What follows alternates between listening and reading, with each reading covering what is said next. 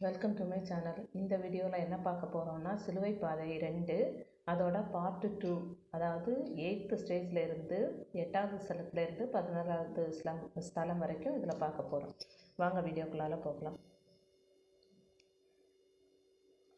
பாடுகளின் பாதையில் 8ஆம் நிலை.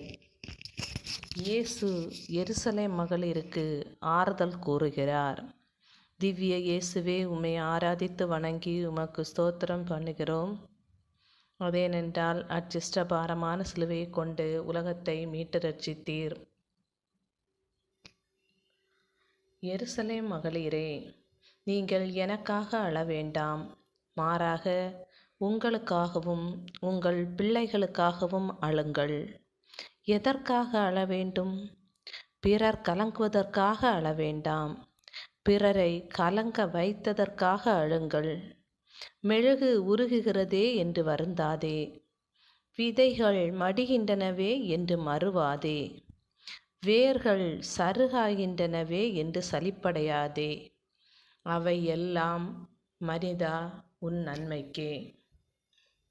சிந்தனை: எரிகிற விளக்காக இருங்கள், அப்போதுதான் மற்ற விளக்குகளை ஏற்றி வைக்கலாம்.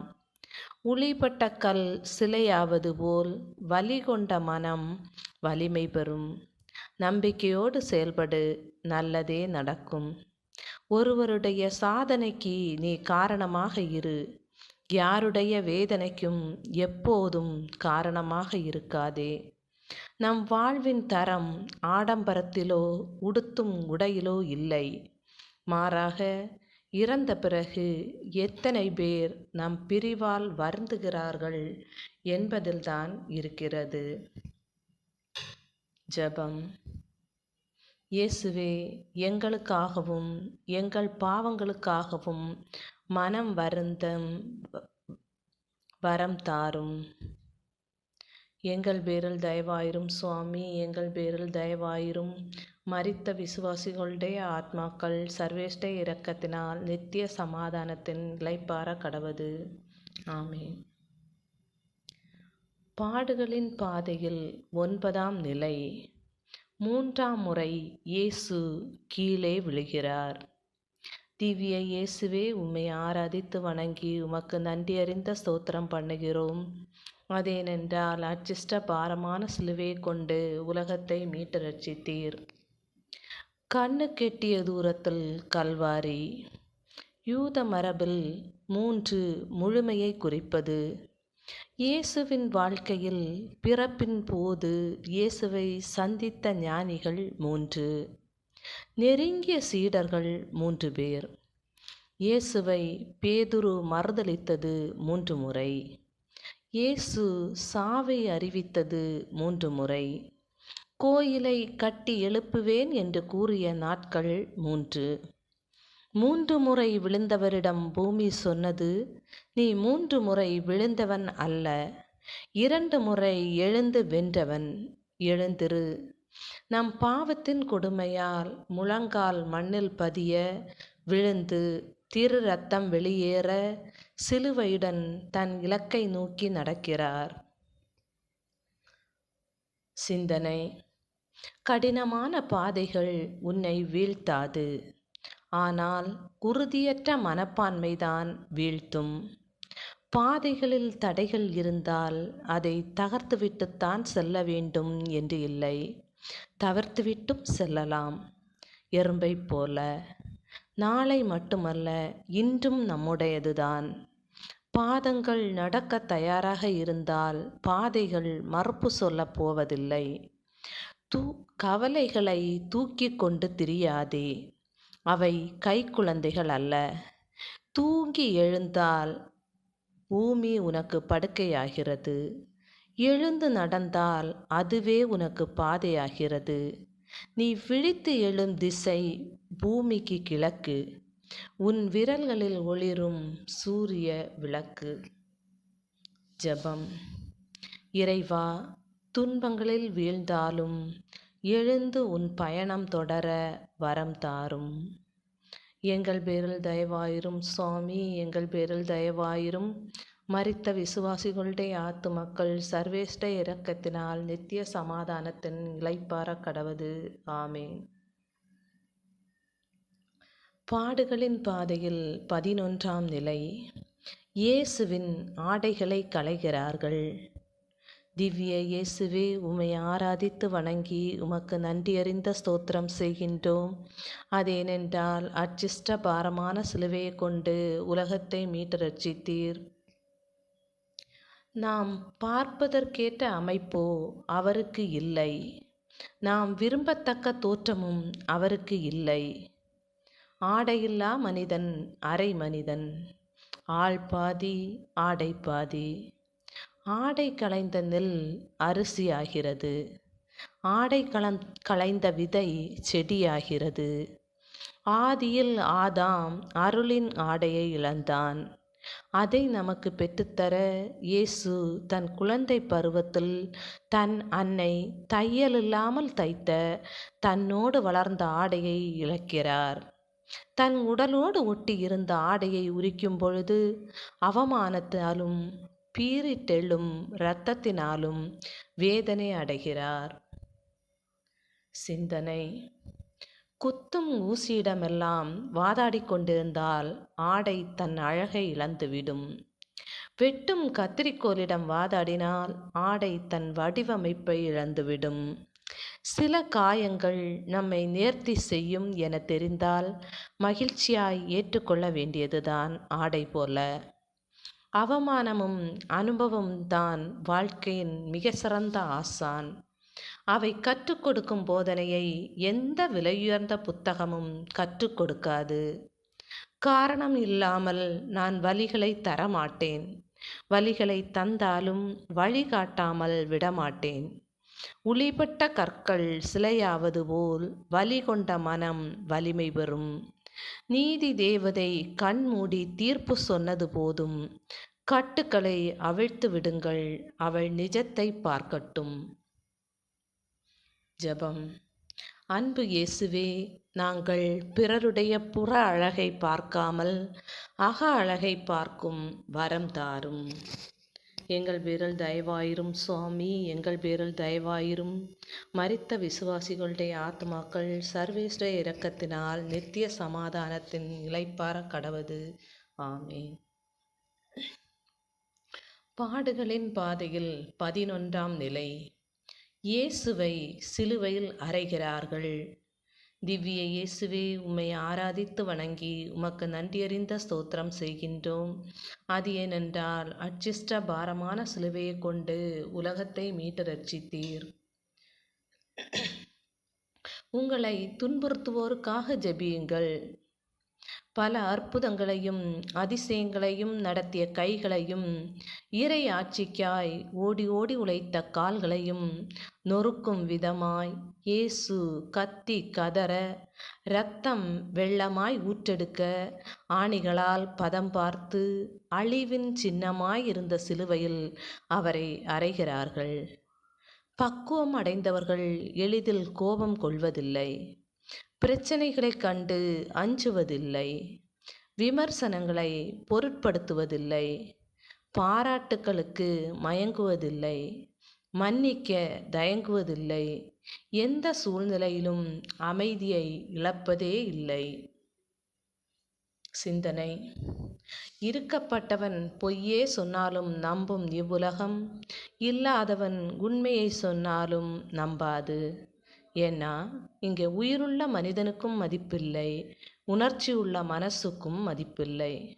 இது ரெண்டுமே இல்லாத பணத்துக்குத்தான் மதிப்பு. வேண்டாம் என்று தூக்கி எறியப்பட்ட விதை கூட மரமாக வளர்ந்து வருகிறது. உன்னை வேண்டாம் என்று தூக்கி எறிந்தவர் மத்தியிலிருந்து எழுந்து வா. வாழ்க்கையில் உன்னை வெல்ல யாரும் இல்லை. இறைவா, முடிவே இல்லாத பாதையில் பயணிக்கிறேன், முடிவில் நீ வழி காட்டுவாய் என்ற நம்பிக்கையில். ஜெபம். இயேசுவே, நீர் கொடையாய் கொடுத்த வாழ்வின் அருமையை புரிந்து கொண்டு நிறைவாழ்வு பாதையில் பயணிக்க வரம் தாரும். எங்கள் பேரில் தயவாயிரும் சுவாமி, எங்கள் பேரில் தயவாயிரும். மரித்த விசுவாசிகளுடைய ஆத்துமாக்கள் சர்வேஷ்ட இரக்கத்தினால் நித்திய சமாதானத்தின் இளைப்பாற கடவது. ஆமேன். பாடுகளின் பாதையில் 12ஆம் நிலை. இயேசு சிலுவையில் உயிர் விடுகிறார். திவ்ய இயேசுவே, உம்மை ஆராதித்து வணங்கி உமக்கு ஸ்தோத்திரம் பண்ணுகிறோம். அதேனென்றால் அச்சிஷ்ட பாரமான சிலுவையை கொண்டு உலகத்தை மீட்டு ரட்சித்தீர். எல்லாம் நிறைவேறிற்று. வானத்தையும் பூமியையும் ஒரே சொல்லால் உருவாக்கிய இறைவனின் மகன் வானுக்கும் பூமிக்கும் இடையில் 3 ஆணிகளால் நிறுத்தப்படுகிறார்.